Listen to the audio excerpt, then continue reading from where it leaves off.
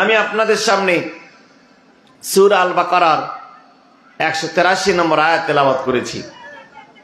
আল্লাহ রাব্বুল আলামিন বলেন, ইয়া আইয়ুহাল্লাযীনা আমানু, হে ঈমানদারেরা, কুতিবা আলাইকুমুস সিয়াম, তোমাদের উপর রোজাকে ফরজ করা হলো, কামা কুতিবা আলাল্লাযীনা মিন ক্বাবলিকুম, যেমনি ভাবে অতীতের প্রত্যেকটা নবী প্রত্যেকটা উম্মতের উপরে রোজাকে ফরজ করা হয়েছিল। কেন রোজাকে ফরজ করা হলো? লাআল্লাকুম তাত্তাকুন, যেন তোমরা মুত্তাকি পরেজগার হতে পারো। বলেন না সুবহানাল্লাহ। তাহলে বলেন তো, রমজান দেওয়ার উদ্দেশ্য কি? মানুষকে কি বানানো? মুত্তাকি পরেজগার বানানো।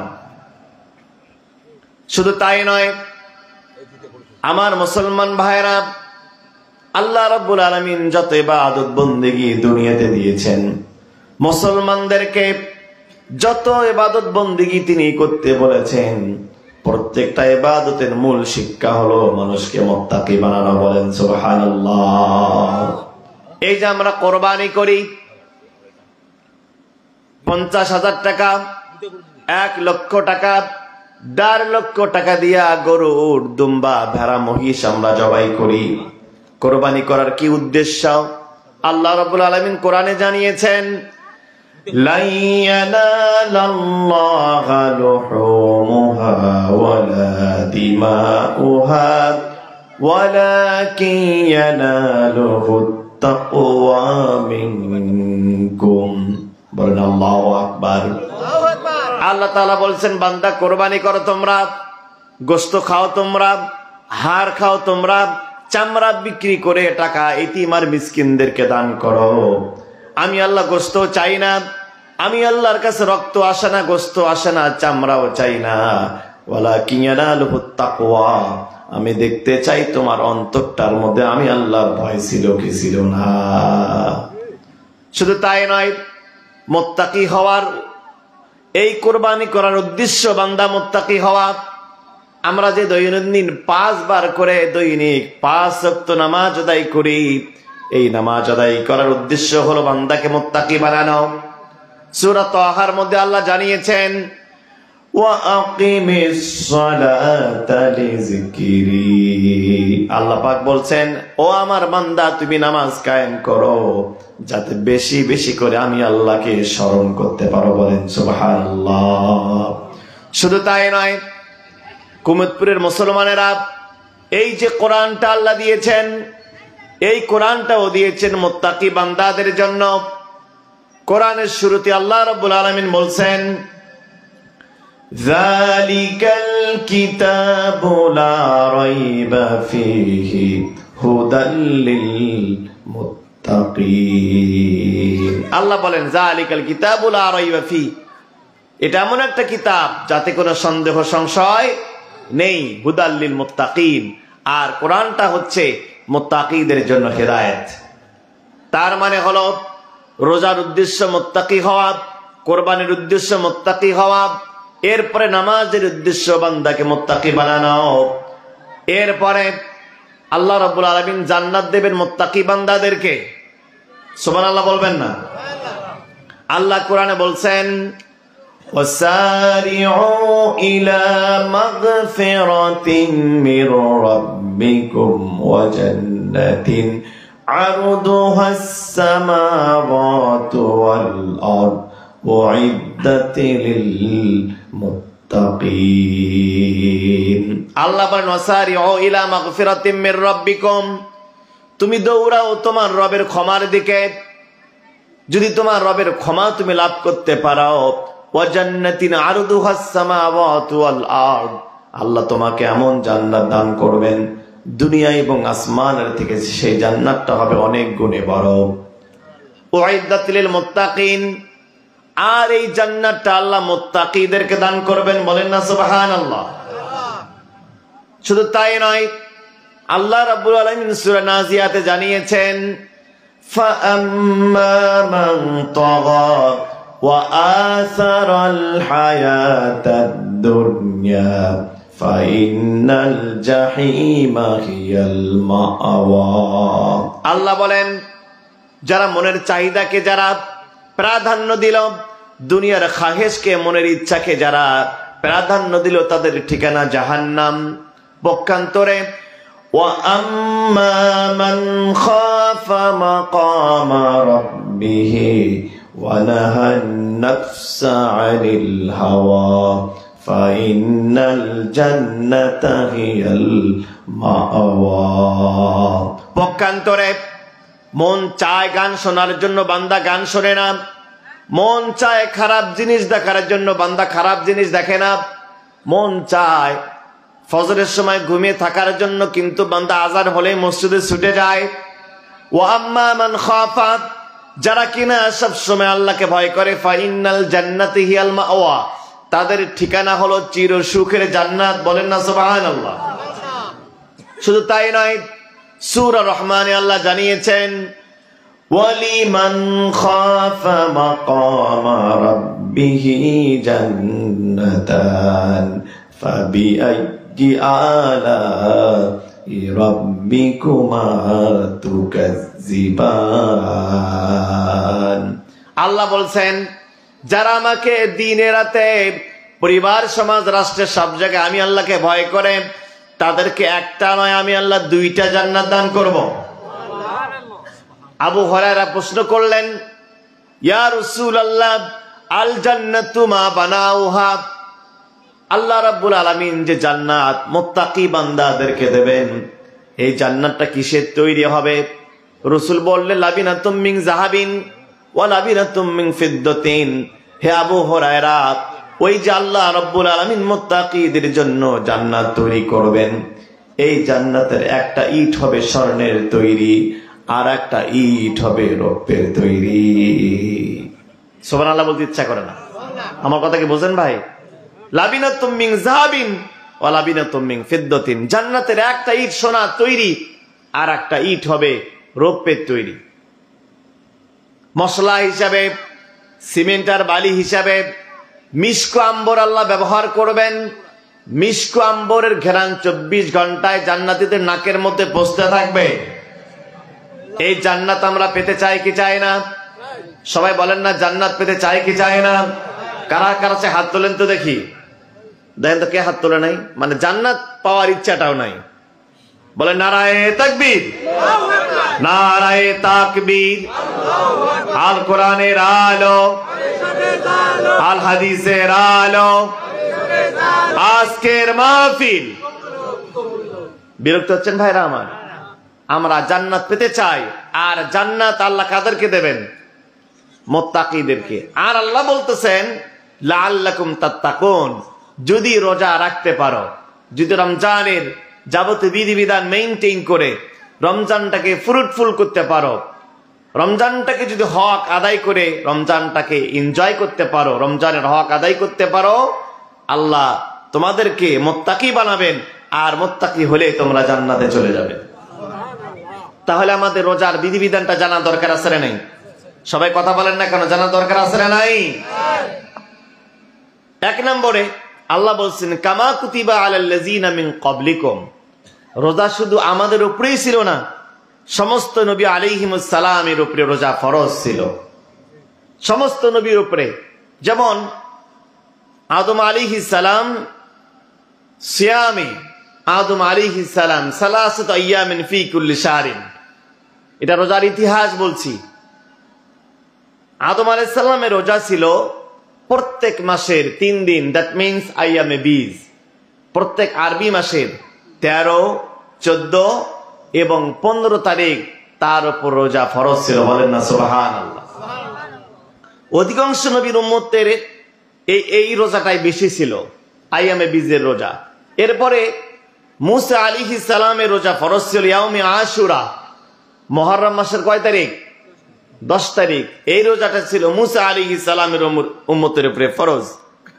আবার দাউদ আলাইহিস সালাম রোজা রাখতেন ইয়াউমান বাদা ইয়াউমান, অর্থাৎ ইয়াউমান আফতারা, অর্থাৎ তিনি একদিন রোজা রাখতেন, পরের দিন রাখতেন না, একদিন পর পর তিনি সারা বছর রোজা রাখতেন।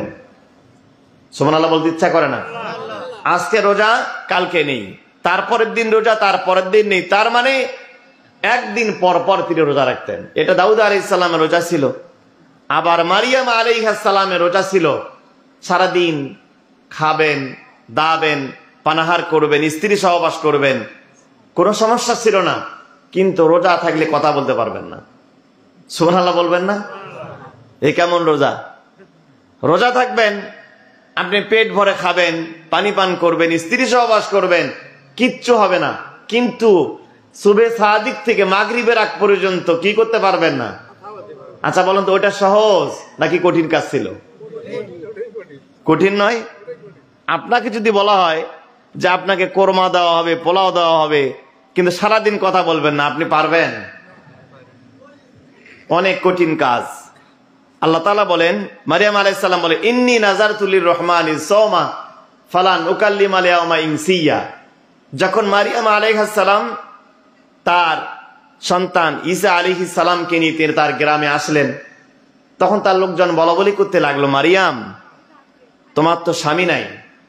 মারিয়াম আলাইহিস সালামের কি স্বামী ছিল? তো স্বামী ছাড়া যদি কোনো সন্তান হয়, আমরা এই সন্তানটাকে কি সন্তান বলি? একবার খাঁটি বাংলা বলছে চাচা, অবৈধ সন্তান আর কি। কি সন্তান? তাকেই বলা হচ্ছে। আল্লাহ তাআলা বললেন, যারা পিতা ছাড়া সন্তান পাঠানোর কারণে তোমরা আশ্চর্য হচ্ছ, আল্লাহ বলে, ইন্না মাসালা ঈসা ইনদাল্লাহি কামাসালি আদম। আমি তো ঈসাকে অন্তত মায়ের পেট থেকে বের করছি, আর আদমের তো মাও নাই বাবাও নাই। আল্লাহু আকবার বলতে ইচ্ছা করে না? ঈসার তো অন্তত কে আছে? মা আছে। আর আদমের মা বাবা আছে? যে আল্লাহ মা বাবা ছাড়া, কোন স্ট্রাকচার ছাড়া, কোন ফর্মুলা ছাড়া, কোন নমুনা ছাড়া, মা বাবা ছাড়া আদমকে সৃষ্টি করতে পারলেন, সেই আল্লাহ চাইলে স্বামী ছাড়া, বাবা ছাড়া ঈসা আলাইহিস সালামকে পৃথিবীতে পাঠাতে পারেন কে পারেন না?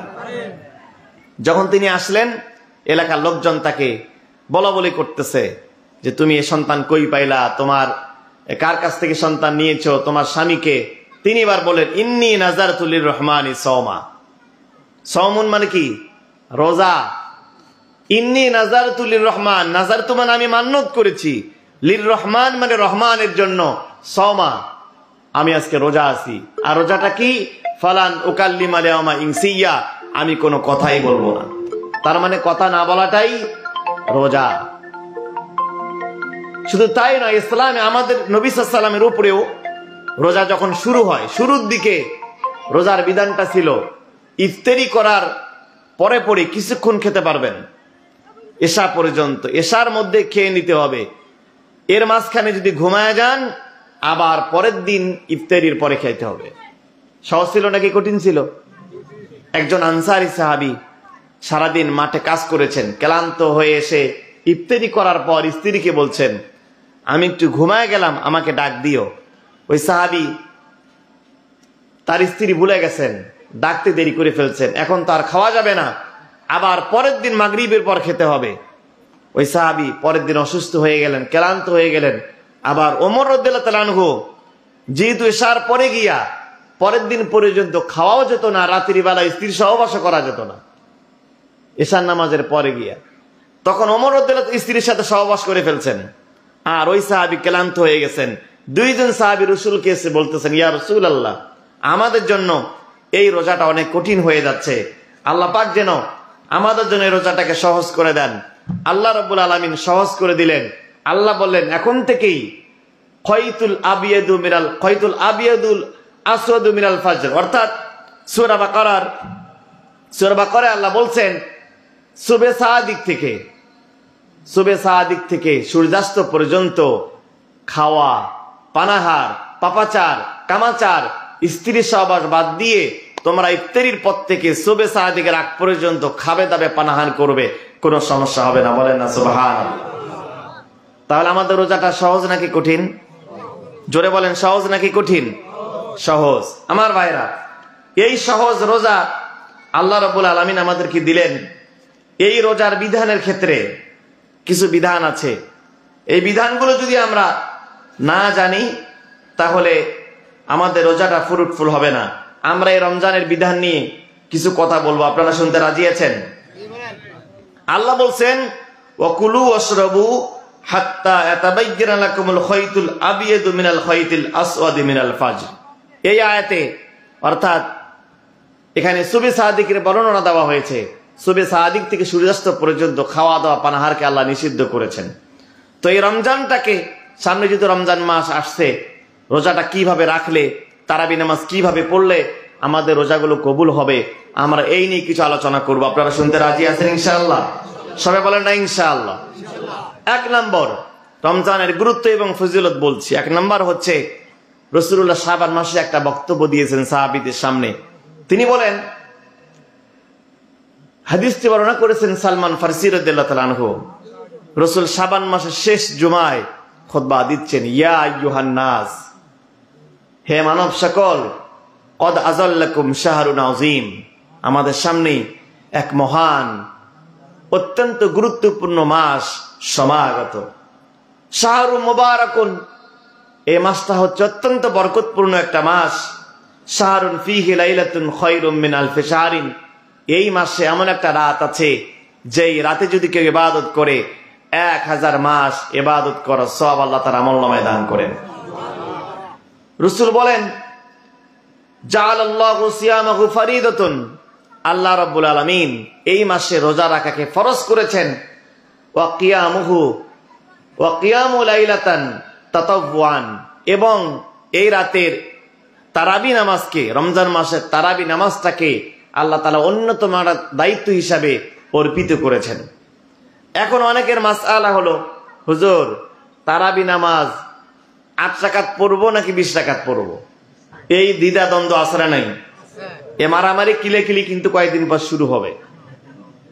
8 রাকাত নাকি 20 রাকাত, এই দ্বন্দ্ব করতে করতে পুরো রমজান মাস শেষ। যারা নামাজ পড়ে না ওরা মনে করে তোমরা 8 রাকাত আর 12 রাকাত নিয়ে পড়ে থাকো, 8 রাকাত আর 20 রাকাত নিয়ে পড়ে থাকো, আমি মসজিদেই যাব না। এত কিলেকিলি পছন্দ নয় তো তাদের। তোমরা 8 রাকাত আর 12 রাকাত আর 20 রাকাত নিয়ে কিলেকিলি করো, আমি ভয়ে মসজিদেই যাব না। সুতরাং আমি বলবো, আপনি 8 রাকাত পড়বেন নাকি 20 রাকাত পড়বেন, এটা নিয়ে মারামারি করার দরকার নেই। তবে আমি বলবো, আমি যেটা করি, আমি 20 রাকাতের পক্ষে। 20 রাকাতের পক্ষে হাদিস আমার কাছে স্ট্রং মনে হয়। আমরা 20 রাকাত পড়ার চেষ্টা করবো ইনশাআল্লাহ। তবে কেউ যদি 8 রাকাত পড়ে, তাকে আপনি কাফেরও বলতে যাবেন না, ফাসিকও বলতে যাবেন না, তাকে গালিও দিতে যাবেন না। কারো যদি মন চায় তারা 8 রাকাত পড়ুক, কিন্তু 20 রাকাত পড়তে চাইলে আপনি বাধা দিতে পারবেন না। কথা বলেন ঠিক কিনা? আমরা 20 রাকাত পড়বো, 20 রাকাতের ব্যাপারে আপনি কাউকে বাধা দিতে পারবেন না। এখন আবার অনেকেই রোজা আদায় করে ঠিকই, কিন্তু তারাবি নামাজ আদায় করে না, এরকম রোজাদার আসরে নাই।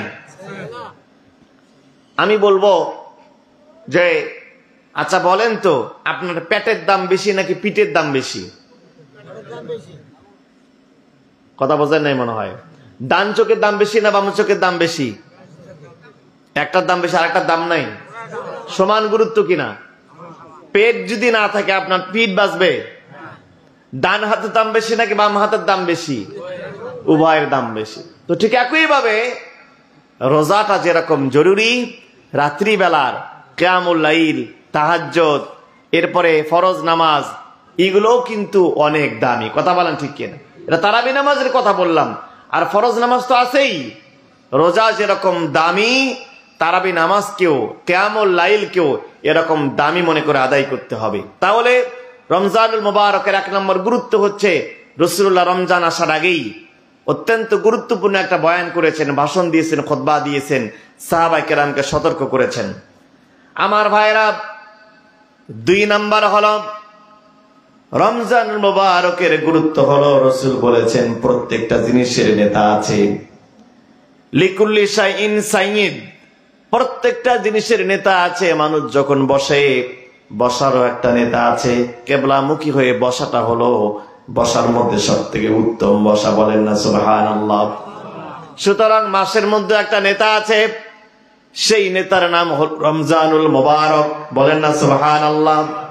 2 নাম্বার রমজানের গুরুত্ব হলো, বলেন তো রমজান মাস সবথেকে সম্মানিত মাস কিনা? সবথেকে সম্মানিত মাস এবং নেতা।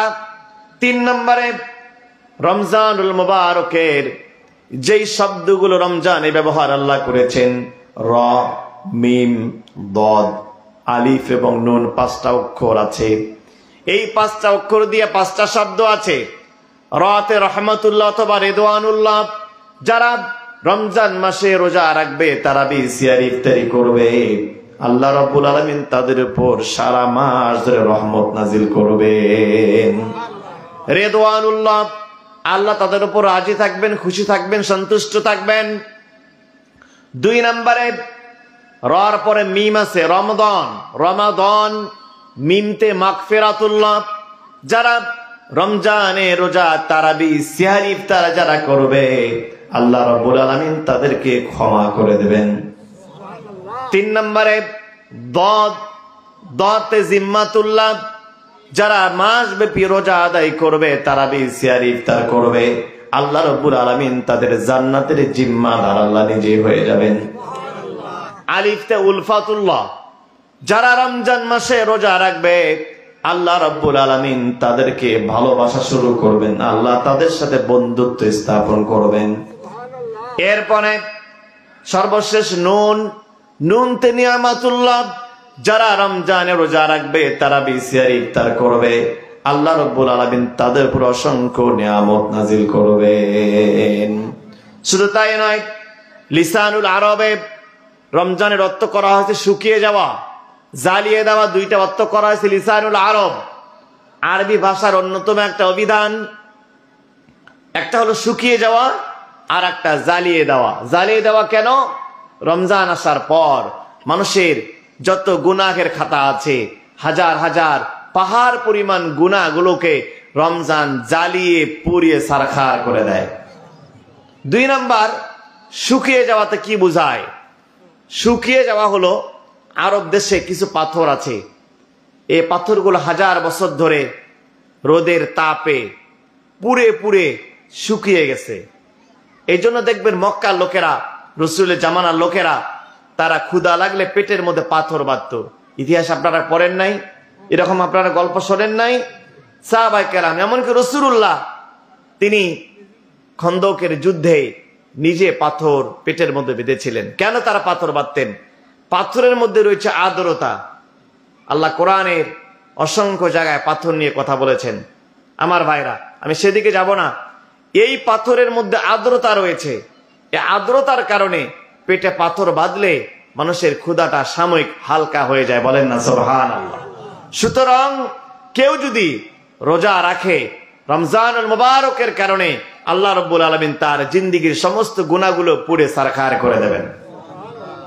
এরপরে 4 নম্বরে রমজানুল মুবারকের গুরুত্ব, ফজিলত হচ্ছে আল্লাহ রাব্বুল আলামিন সারা বছর ব্যাপী 11 মাস ধরে রমজানকে ঝাড়ু দিয়ে পরিষ্কার করে, ডেকোরেশন করে, লাইটিং করে রমজানুল মুবারকের আগমন উপলক্ষে আল্লাহ জান্নাতকে সাজায় রাখেন।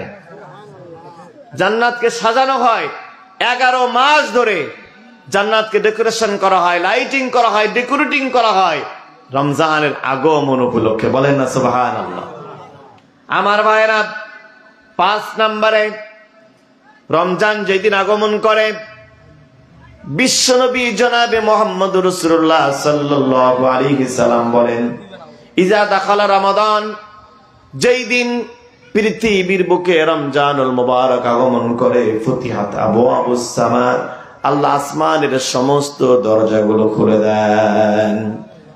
ফুতিহাত আবওয়াবুর রহমা, সমস্ত রহমতের দরজাগুলো খুলে দেওয়া হয়। ফুতিহাত আবওয়াবুল জান্নাত, জান্নাতের সব দরজাগুলো খুলে দেওয়া হয়। গুল্লিকাত আবওয়াবুন নার, আল্লাহ জাহান্নামের সব দরজাগুলো বন্ধ করে দেন। অকুল্লিকাত অসুলসুলাতিশ শায়াতিন, আর শয়তানকে আল্লাহ রাব্বুল আলামিন শৃঙ্খলা বন্ধ করেন। বলেন সুবহানাল্লাহ। খুব ভালো করে খেয়াল করেন, আসমানের দরজা খোলা, রহমতের দরজা খোলা, জান্নাতের দরজা খোলা হয়ে যায়, শয়তানকে শৃঙ্খলাবদ্ধ করা হয়, আর জাহান্নামের দরজা বন্ধ করা হয়। আচ্ছা বলেন তো, এর থেকে বড় সুযোগ কি আর কিছু আছে নাকি? আল্লাহ রহমতের দরজা খোলা রেখেছেন, জান্নাতের দরজা খোলা রেখেছেন, শয়তানকে শৃঙ্খলাবদ্ধ করেছেন, জাহান্নামের দরজাকে বন্ধ করেছেন, যাতে করে ইবাদত বন্দেগী করে করে আমার বান্দাটা একজন জান্নাতি মানুষ হয়ে যেতে পারে। আল্লাহ রাব্বুল আলামিন চান আমার বান্দা সমস্ত পাপ পঙ্কিলতা থেকে ফিরে এসে একটা জান্নাতি মানুষ যেন হয়ে যায়। আমার ভাইরা, শুধু তাই নয়, 6 নম্বরে রমজানুল মুবারকের অন্যতম গুরুত্ব ফজিলত হচ্ছে অন্য মাসে একটা নফল নামাজ পড়বেন, আর রমজানে একটা নফল নামাজ যদি আদায় করে যান, ওই নফলটা অন্য মাসের ফরজের মতো সওয়াব আল্লাহ তাআলা আমলনামায় দান করেন। রাসূল বলেন, মান তাকাররাবা ফীহি বিখসলাতিন মিন খায়রিন কানা কামান আদ্দা ফরিদাতান ফীমা সাওয়াহু। অন্যদিন যোহরের 2 রাকাত নফল পড়লেন, নফলের সওয়াব, কিন্তু রমজান মাসে 2 রাকাত যোহরের নফল যদি আপনি আদায় করেন, আল্লাহ রাব্বুল আলামিন 2 রাকাত ফরজের সওয়াব আপনার আমলনামায় দান করে দিবেন। কানা কামান আদ্দা ফরিদাতান ফীমা সাওয়াহু, ফীমা সিওয়াহু। অন্য মাসে নফল সমান, রমজান মাসে ওই নফলটা আদায় করলে কিসের সমান হয়ে যায়? ফরজের সমান হয়ে যায়। শুধু তাই নয়, রমজানের বাইরে একটা ফরজ আদায় করবেন, একটা ফরজের সওয়াব, কিন্তু রমজানুল মুবারকে একটা ফরজ যদি আপনি আদায় করেন, একটা ফরজ নয়, একটা ফরজ আদায় করলে 70টা ফরজ আদায় করার সওয়াব আল্লাহ আমলনামায় দান করে দেন। রাসূল বলেন, ওমান আদ্দা ফরিদাতান ফীহি কানা কামান আদ্দা 70 ফরিদাতান ফীমা সিওয়াহু। অন্য মাসের একটা ফরজ আর রমজানে একটা ফরজের সমান হয়ে যায় 70টা ফরজের সমান। শুধুমাত্র সওয়াব আর সওয়াব। আল্লাহ অসংখ্য অফার দিয়া, অসংখ্য নিয়ামত দিয়ে তার বান্দাদেরকে মাফ করতে চান। আমার ভাইরা, এরপরে 7 নম্বরে রমজানটা হলো ওয়াশিং মেশিনের মতো। ওয়াশিং মেশিন দেখছেন নাকি আপনারা? কাপড় ধোয়ার মেশিন। এই পাশ দিয়া ময়লা কাপড় ঢুকে দেবেন, আর এই পাশ দিয়ে সম্পূর্ণ পরিষ্কার হয়ে নিট অ্যান্ড ক্লিন হয়ে বের হয়ে যায়। আল্লাহ রাসূল বলেন, কায়াউমিন ওয়ালাদাতহু উম্মুহ। যে লোকটা সারা বছর ধরে গুনাহের মধ্যে লিপ্ত থাকে, সারা বছর মসজিদে আসে না, আল্লাহকে ভুলে গেছে, কোরআনের সাথে সম্পর্ক নাই, মসজিদের সাথে সম্পর্ক নাই, আলেমদের সাথে সম্পর্ক নাই, এই লোকটা পাক্কা নিয়ত করে, সাক্কা নিয়ত করে, পরিপূর্ণ নিয়ত করে ওই আল্লাহর বান্দা যদি রমজানের ইবাদতের পরিকল্পনা করে, প্ল্যান করে, কায়াউমিন ওয়ালাদাতহু উম্মুহু, ঈদুল ফিতরের দিন সকাল বেলায় ওই আল্লাহর বান্দা এমন নিষ্পাপ হয়ে যায় যেন সেদিন সে তার মায়ের পেট থেকে জন্মগ্রহণ করলো। আমার ভাইরা, তাহলে রমজানের এই ইবাদত বন্দেগীগুলোর মধ্যে আমাদের থাকার দরকার আছে না নাই? 8 নাম্বার, রমজানটা হচ্ছে রহমত, মাগফিরাত এবং জাহান্নাম থেকে মুক্তির একটা মাস। রাসূল বলেন, ওহুয়া শাহরুন আউয়ালুহু রহমাতুন। রমজানের প্রথম 10 দিন দেখবেন অসংখ্য রহমত আল্লাহ নাজিল করবেন। ও আওসাতুহু মাগফিরাতুন, মাঝখানে 10 দিন আল্লাহ অসংখ্য বান্দাকে মাফ করবেন, মাগফিরাতের মাস, মাগফিরাতের অংশ।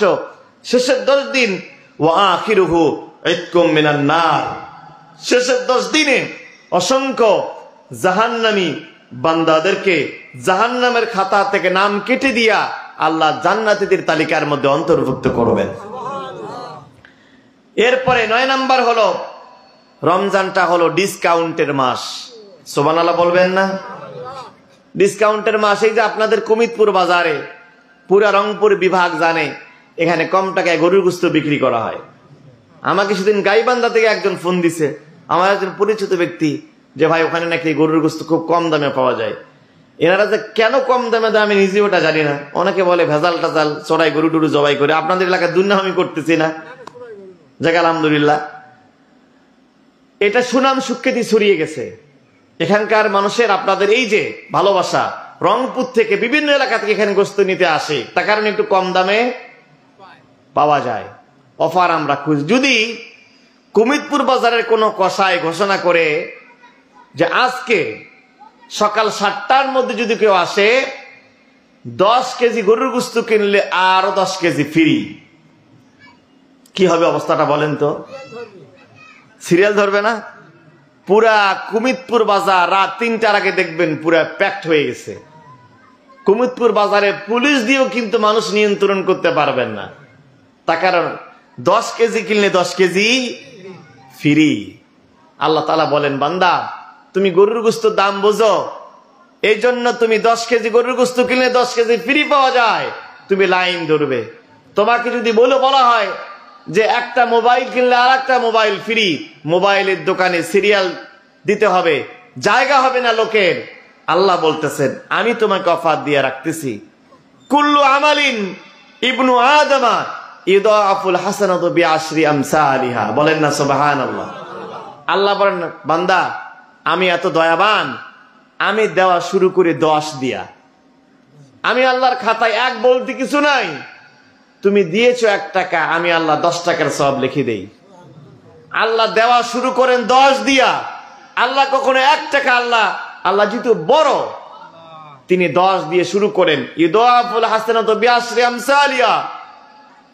অন্য মাসে 1 টাকা দিলে 10 টাকার সওয়াব, কিন্তু রমজান মাসে 1 টাকা দান করলে 70 টাকার সওয়াব আমি আল্লাহ এই বান্দার আমলনামায় দান করে দেই। তাহলে কত গুণ বেশি? 70 গুণ বেশি। অন্যান্য মাসের থেকে 70 গুণ বেশি। কুমুদপুরের কসাই যদি 10 কেজি ফ্রি দেয়, আল্লাহ বলেন 10 কেজিতে আমি আল্লাহ কত গুণ ফ্রি দিব? 70 কেজি, 70 গুণ আল্লাহ ফ্রি দেবেন। তাহলে এই অফার সারা মাস ব্যাপী চলে। আমরা গরুর গোস্ত মূল্য বুঝি, মোবাইলের মূল্য বুঝি, সিম কার্ডের মূল্য বুঝি, এই জন্য এগুলো নেই। আল্লাহ যে অফার দিয়ে রাখছেন, আল্লাহর অফার নেওয়ার লোকের অভাব। কথা বলেন ঠিক কিনা? তাহলে এই যে আল্লাহ সারা মাস ব্যাপী আমাদের অফার দিয়ে রাখবেন, এই অফারগুলো নেওয়ার দরকার আছে না নেই আমার ভাইরা? এরপরে 10 নম্বরে রমজানটা হচ্ছে ওহুয়া শাহরুস সবর। আল্লাহ রাসূল বলেন এটা ধৈর্যশীলতা শিখাবার একটা মাস। যারা আমরা এই যে সেহরি করার পর দেখবেন ফজরের নামাজের আগে যে ঘুমটা ধরে, ঘুম ধরে না, খালি বিছানায় মাথা দিলেই মনে করেন ট্রাক চালা শুরু হয়েছে ওনার নাকের উপর দিয়া, এত ঘুম ধরে ওই সময়ের মধ্যে। বয়স 80 বছর 70 বছর আল্লাহর বান্দা এরকম করে টোবে ঘুমের মধ্যে, চোখ বন্ধ হয়ে আসে। ফজর কাজা হওয়ার ভয়ে আমরা পিঠ কিন্তু বিছানার সাথে লাগাই না। আল্লাহ রাসূল বলেন ওহুয়া শাহরুস সবরি, তোমাকে ধৈর্যশীলতা শিখাবে। নতুন বিবাহ করেছে যুবক, রমজান মাস শুরু হয়েছে, পরমা সুন্দরী স্ত্রী ঘরের মধ্যে, কেউ নাই, চাইলেই স্ত্রীর সাথে মেলামেশা করতে পারে। আল্লাহর বান্দা যুবক আল্লাহকে ভয় করে, আল্লাহ তাআলাকে ভয় করে পরম সুন্দরী স্ত্রী তার চোখের সামনে ঘোরাফেরা করছে, নববধূ তার সামনে। আল্লাহর বান্দা স্ত্রীর দিকে তাকায় না, স্ত্রীর সাথে মিলিত হয় না। কাকে ভয় করে? কথা বলেন না, কাকে ভয় করে? আল্লাহ তাআলাকে ভয় করে। ওহুয়া শাহরুস সবরি। রমজান মানুষকে ধৈর্যশীল শিখায়, ধৈর্যশীলতা শিখায়, মানুষকে ধৈর্যশীল বানায়। বলেন সুবহানাল্লাহ। আমার ভাইয়েরা, 11 নম্বরে রাসূল বলেন ওহুয়া শাহরুল মুওয়াসাত। রমজানটা হচ্ছে সহমর্মিতার মাস, রমজানটা হচ্ছে একসাথে মিলেমিশে থাকার মাস। রিক্সাওয়ালা রিক্সা চালায়, সারা মাস 1 কেজি গরুর গোস্ত কিনতে পারে না। রিক্সাওয়ালা সারা মাস যায়, একটা ভালো মাছ কিনতে পারে না, 1 কেজি গরুর গোস্ত কিনতে পারে না। রিক্সাওয়ালা ছোট্ট মেয়ে বলতেছে, আব্বাজান, আব্বু, পাশের বাড়িতে কি যেন রান্না হচ্ছে, নাকের মধ্যে ঘেরান পাচ্ছি। রিক্সাওয়ালা বলে, মা, পাশের বাড়িতে গরুর গোস্ত রান্না হচ্ছে। মেয়েটা বলে, বাবা, তুমি কি গরুর গোস্ত কিনতে পারো না? অনেক দিন থেকে তো গরুর গোস্ত খাওয়া হয় না। রিক্সাওয়ালা ঘরের মধ্যে গামছা দিয়ে 2 চোখ মোছে আর আল্লাহর কাছে বলে, আল্লাহ, কেন তুমি আমার গরিব বানাইলা? পাশের বাড়িতে বড় বড় মাছ রান্না হয়, পাশের বাড়িতে গরুর গোশত রান্না হয়, ঘেরান আমার বাড়িতে আসে। পাশের বাড়ির মেয়েরা সুন্দর সুন্দর পোশাক পরে, আমার মেয়েটাকে ভালো একটা জামা কিনে দিতে পারি না, ভালো একটা ইফতার কিনতে পারি না, সিহারিতে গরুর গোশত খাওয়াতে পারি না। আল্লাহ রাসূল বলেন ওয়া শাহরুল মুওয়াসাত, হে আল্লাহর বান্দা, ধনী ব্যক্তিকে আল্লাহ বলতেছেন এটা তো রমজান মাস, তো সহমর্মিতার মাস। তোমার বাড়ির পাশে একজন রিকশাওয়ালা বসবাস করে, সারা মাস তুমি গোশত খাও, মাছ খাও, ডিম খাও, তুমি তোমার বাড়ির পাশে লোকটার খবর যদি না রাখো, তোমার রমজানের রোজা কিন্তু আল্লাহর কাছে পৌঁছবে না। ওয়া শাহরুল মুওয়াসাত, এই রমজান আমাদেরকে ভ্রাতৃত্ববোধ শেখায়, সহমর্মিতা শেখায়। আল্লামা ইবনুল মুবারক রহমাতুল্লাহি আলাইহি মস্ত বড় একজন মুহাদ্দিস ছিলেন। হজ করতে যাবেন, অনেকগুলো টাকা জোগাড় করেছেন, রাস্তায় বেরিয়েছেন, দেখেন একজন বাচ্চা কান্না করতেছে রাস্তার ধারে বসে। জিজ্ঞাসা করেন, বাবা কেন কাঁদো? ছেলেটা বলছে, হুজুর আপনাকে বলে কি লাভ হবে, বাবা বলো না। ছেলেটা বলছে, আমি আমার বাড়িতে 7 দিন থেকে আমাদের বাড়িতে খাবারের কোনো ব্যবস্থা নাই, পাশের বাড়িতে গরু জবাই করেছে, আমি গিয়েছিলাম একটু গোশত নেওয়ার জন্য, কিন্তু সে আমাকে গোশত দেয় নাই। ইবনুল মুবারক রহমাতুল্লাহ আলাইহি সে বাড়িতে গেলেন, যাওয়ার পরে বললেন, এতিম ছেলেটাকে একটু গোশত দিলেই তো পারতে। তখন বললেন, হুজুর বেয়াদবি মাফ করবেন, আমরা মুসলমান নই, আমরা মৃত্যু জন্তুর গোশত আমরা রান্না করতেছি, এটা আমাদের না, জীবন্ত কোনো প্রাণীর গোশত নয়। আমাদের বাড়িতেও খাবার ছিল না, রাস্তার ধারে একটা গরু পড়েছিল, মরে গিয়া একটু গোশত কেটে নিয়ে এসে ওই গোশত রান্না করেছি। আপনাদের ধর্মে তো মরা গরুর গোশত খাওয়া জায়েজ নেই, এই জন্য গোশতটুকু আমি দেই নাই। ইবনুল মুবারক রহমাতুল্লাহ আলাইহি ছেলেটাকে নিয়ে গেলেন, হজ্জে যে টাকাগুলো জমিয়েছিলেন টাকাগুলো ছেলেটাকে কিছু দিলেন, তার এলাকার গরিব মিসকিন অসহায় বিধবা প্রতিবন্ধী অনগ্রসর মানুষদেরকে টাকাগুলো দিয়ে দিলেন, হজ্জে গেলেন না। ইবনুল মুবারক রহমাতুল্লাহ আলাইহি সে বছর আর হজে গেলেন না। তার বন্ধুরা হজে গেল, তার এলাকার মানুষ হজ্জে গেল, মিনা মুজদালিফা আরাফায় তারা গেল, সাই করলো, সাফা মারওয়ায় সাই করলো। হজ থেকে আসার পরে ইবনুল মুবারক রহমাতুল্লাহ আলাইহিকে বলতেছে, আল্লাহর বান্দা, আমরা মিনায় গিয়ে তোমাকে দেখেছি, মুজদালিফায় তোমাকে দেখেছি, কাবা ঘর তওয়াফ করার সময় তোমাকে দেখেছি, আরাফার মাঠে তোমাকে দেখেছি, মক্কার ঘরে কাবা ঘরে মদিনায় তোমাকে দেখেছি। ইবনুল মুবারক বলতেছেন, কেমনে সম্ভব, এ বছর তো আমি কাবা ঘরে যাই না, আমি তো হজ করতে এবার যাই নাই, কেমনে আমাকে দেখবা? আমি তো এবার হজ করতে যাই না, আমার হজের টাকাগুলো মানুষকে দিয়ে দিয়েছিলাম। তিনি রাত্রি বেলায় ঘুমায় গেলেন, স্বপ্নের মধ্যে আল্লাহ রাব্বুল আলামিন তাকে ইলহাম করলেন, জানা দিলেন, ইবনুল মুবারক তুমি হজ্জে যাও নাই, ওই যে এতিম বাচ্চাটার মুখের মধ্যে হাসি ফুটিয়েছ, ওই বাচ্চার মুখে তুমি খাবার তুলে দিয়েছ, গরিব মানুষের মুখে খাবার তুলে দিয়েছ। আমি আল্লাহ রাব্বুল আলামিন এত খুশি হয়েছি, এত খুশি হয়েছি, আমি আল্লাহ রাব্বুল আলামিন তোমার মতো 40 জন ফেরেশতার সুরত ধরায়া আমি ফেরেশতাদের মাধ্যমে তোমার বদলা হজ আমি আল্লাহ করে দিয়েছি। চিৎকার করে বলুন আল্লাহু আকবার। ইবনুল মুবারক রাহমাতুল্লাহ আলাইহি হজ্জের টাকা গরিব মানুষকে দান করেছেন। আল্লাহ রাব্বুল আলামিন ইবনুল মুবারকের ওসিলায় ওই বছরের সমস্ত হাজীদের হজকে আল্লাহ কবুল করেছেন। কি হবে ভাই আপনার রমজান দিয়ে যদি আপনার বাড়ির পাশের লোকটা লবণ আর পানি দিয়ে ইফতার করে? এরকম বাড়ি কি নাই? অসংখ্য বাড়ি আছে। আপনার ইফতারির সামগ্রীতে বুট, বুন্দা, পেঁয়াজি, বেগুনি, জিলাপি, আপেল, কমলা, আঙ্গুর, খেজুর, অসংখ্য আইটেম। পাশের বাড়ির বিধবা মহিলাটা লবণ আর পানি দিয়ে ইফতার করে। বিশ্বাস করেন মুসলমান, রমজানটা রাসূল বলছেন ওহুয়া শাহরুল মুওয়াসাত, এটা হচ্ছে মুওয়াসাতের মাস, ভ্রাতৃত্বের বন্ধনে আবদ্ধ হওয়ার মাস।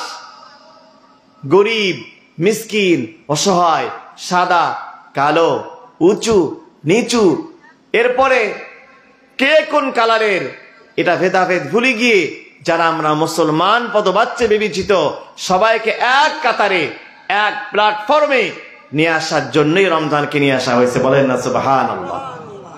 এজন্য আমাদের পার্শ্ববর্তী যে সমস্ত অনগ্রসর গরিব মিসকিন মানুষগুলো আছে তাদের খোঁজ খবর রাখার দরকার আছে না নাই আমার ভাইরা। এরপরে 12 নম্বর হচ্ছে রাসূল বলেন ওহুয়া শাহরুন ইউজাদু ফি রিজকিল মুমিন, রমজান মাসে আল্লাহ মুমিনদের রিজিকের মধ্যে অসংখ্য বরকত দান করেন। এটাকে আপনারা টের পান? টের পান আপনারা? টের পায় না, আমি টের পাই। দেখবেন রমজান মাসে ইফতারিতে বুট আর বুন্দার মধ্যে যে 7টা পাওয়া যায়, বছরের অন্য সময়কে 7টা পাওয়া যায় ভাই। এটা কিন্তু রোজাদাররা বুঝবে, বেরোজাদার কিন্তু বুঝবে না। চোরের মন পুলিশ পুলিশ, ওরা এটা বুঝবে না। যারা আমরা রোজা রাখি তারা বুঝবো। সারা বছর বুট বুন্দা খাবেন, স্বাদ কিন্তু রমজানের মতো পাওয়া যায় না। আপনারা কুমিদপুর বাজারে 10 জন বন্ধু মিলে বসছেন, অন্য মাসে রমজান ছাড়া অনেক সুন্দর সুন্দর নাস্তা করতেছেন, পাশ দিয়ে গরিব লোক যাচ্ছে, আমরা কিন্তু ডাকি না। কিন্তু রমজান মাসে ইফতারি নিয়ে বসছেন, পাশ দিয়ে একটা ইফতারির সময় লোক যাচ্ছে, আমরা ডাকি কি ডাকি না? এটা মন থেকে ডাকি কি ডাকি না? রাসূল বলেন ওহুয়া শাহরুন ইজাদু ফি রিজকিল মুমিন, এটা সেই মাস যেই মাসে আল্লাহ মুমিনদের কলিজার মধ্যে এই সেন্স তৈরি করে দেন, আমরা রিজিকের মধ্যে বরকত পাই, আমরা অল্প খেলেই আমাদের পেটটা ভরে যায়। বলেন না সুবহানাল্লাহ। আল্লাহ অসংখ্য পরিমাণে রমজানে রিজিকের মধ্যে বরকত দিয়ে থাকেন। এরপরে আপনার 13 নম্বরে রোজার পুরস্কার আল্লাহ তাআলা নিজেই দান করবেন, নিজ হাত দিয়ে দান করবেন। আমার ভাইরা, কোন একজন আপনাদের এই রসুলপুর হাই স্কুলের বা আপনাদের এই চণ্ডীপুর হাই স্কুলের কোন একজন ছাত্র বার্ষিক পরীক্ষায় প্রথম হলো, আপনাদের ইউনিয়ন চেয়ারম্যান তাকে একটা পুরস্কার দিল, সাপোজ 500 টাকার নোট। ওইটার দাম আবার এই 500 টাকায় যদি ডক্টর মোহাম্মদ ইউনুস দেয়, নোট কিন্তু একটাই, বলেন তো কোনটার দাম বেশি হবে? দাম একই হোক, কিন্তু ডক্টর মোহাম্মদ ইউনুসের দেওয়া আর চেয়ারম্যানের দেওয়া কি এক? টাকার মূল্য এক, কিন্তু সম্মানটা কিন্তু আলাদা। যত ইবাদত বন্দেগী আছে, হজ্জের সওয়াব, যাকাতের সওয়াব, দানের সওয়াব, সাদাকার সওয়াব, তাহাজ্জুদের সওয়াব, নফল নামাজ পড়ার সওয়াব, মাদ্রাসা করার সওয়াব, মসজিদ করার সওয়াব, তাফসীর মাহফিল করার সওয়াব আল্লাহ দেবেন ফেরেশতাদের মাধ্যমে। আল্লাহ বলেন আস-সাওমু লি ওয়া আনা আজজি বিহি, রোজার পুরস্কার কোন ফেরেশতার হাত দিয়ে নয়, রোজার পুরস্কার কোন নবীর হাত দিয়ে নয়, রোজার পুরস্কার দেব আমি আল্লাহ নিজেই আমার বান্দার হাতে উঠায় দিব। মুহাদ্দিসিনে কেরাম ব্যাখ্যা করেছেন রোজার পুরস্কার আল্লাহ কেন নিজেই দিবেন, এর কারণটা কি? মুহাদ্দিসিনে কেরাম ব্যাখ্যা করেছেন লাইসা ফিস সিয়ামি রিয়াউন, আপনি নামাজ পড়বেন, নামাজের মধ্যে অহংকার হওয়ার সম্ভাবনা আছে না নাই? আপনি যাকাত দিবেন, দানবীর আপনাকে মানুষ বলবে অহংকার হওয়ার সম্ভাবনা আছে। হজ করবেন, মানুষ আপনাকে হাদি সাহেব বলবে অহংকার তাকাব্বুরি হওয়ার সম্ভাবনা আছে। কিন্তু আমি যে রোজা আছি, এটা কি আপনি অহংকার করার মতো কিছু আছে নাকি?